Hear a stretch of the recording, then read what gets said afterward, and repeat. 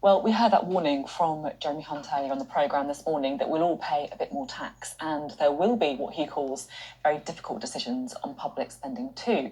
With nurses due to go on strike across the NHS soon and more strikes in the public sector, I can now speak to the General Secretary of the UK's biggest union, Unison, which represents more than 1 million public sector workers. That is Christina McInerney, and she joins us now. Thank you for being on the programme this morning.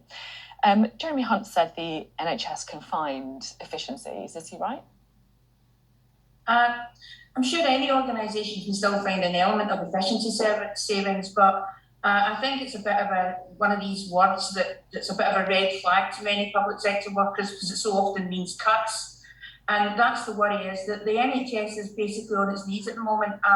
I've been spending the past week going around speaking to our members across the country, Unison people who are paramedics and nurses and theatre staff in hospitals, and I can tell you that they don't think there's much room for any efficiency savings. What they want to see is more investment in the NHS. They want to see a pay rate that actually encourages people to join the NHS and, crucially, to stay in the NHS.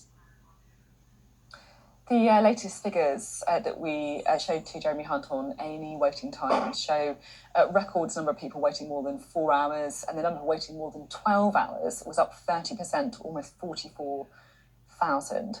What kind of impact could spending restraint have on the NHS? Could it be dangerous?